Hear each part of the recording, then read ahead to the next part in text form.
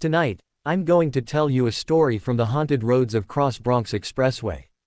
A story of a man who stepped onto a highway and never truly came back. John was a truck driver on his first delivery from Los Angeles to New York.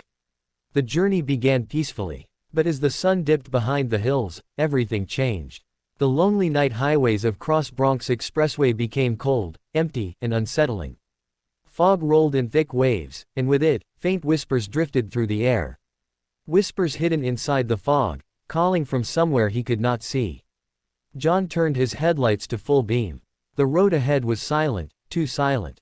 Tall mango trees surrounded both sides, and huge stones lay scattered like warnings. And then, he saw a small child standing alone on the roadside. The boy was covered in mud, wearing a school uniform, barefoot, motionless. John stopped beside him and asked softly, "Son, what are you doing here so late?" The child didn't speak, not a word. He only stared at the ground, breathing shallowly. When John called again, the boy slowly lifted his head and smiled, a smile that no human should ever make. Before John could blink, the boy vanished into the fog, gone, as if he had never existed. Shaking, John convinced himself it was just exhaustion. He forced himself to keep driving. But minutes later, his heart sank. He reached the same stretch again. The same trees, the same stones, the same fog. He kept driving in panic, yet the road looped again. And again, and again. His GPS froze. The time to reach Karnataka remained the same no matter how long he drove. He tried calling a fellow driver, but his phone died instantly. Wouldn't turn on, wouldn't charge. And then the whispers in the fog returned.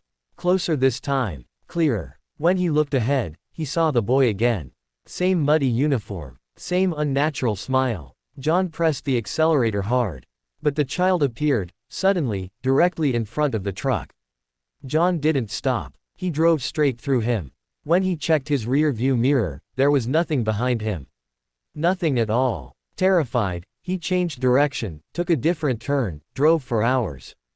But he always returned to the same cursed road.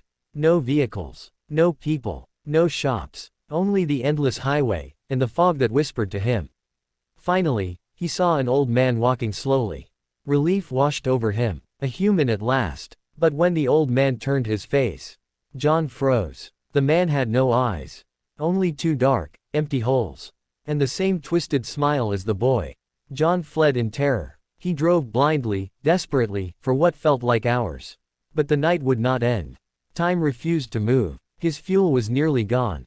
His hands trembled. Tears fell as he screamed for help. But the fog swallowed every sound. And then, he saw someone else standing on the road. Someone wearing the same clothes as him. Same height. Same build. As John drove closer, his blood ran cold. He saw himself. A perfect copy. With hollow black eyes. And that same horrifying smile. Before he could react, the truck slammed into the figure with a violent crash. Glass shattered. Everything went dark. By morning, a passing car found John barely breathing inside his wrecked truck. He survived, but only for a short while. When John told the locals what he saw, they understood immediately. He had encountered Chakwa, also known as Chalawa. A dark force that traps travelers, confuses the mind, breaks the spirit, and takes many shapes. A child, an old man, even your own face. John never drove again. His health worsened. His heartbeat weakened. Days later, he died of a sudden heart attack. So if you ever find yourself traveling through the lonely highways of Cross Bronx Expressway, and the fog around you begins to whisper, be careful, because sometimes, the road does not lead you where you want to go. It leads you where it wants.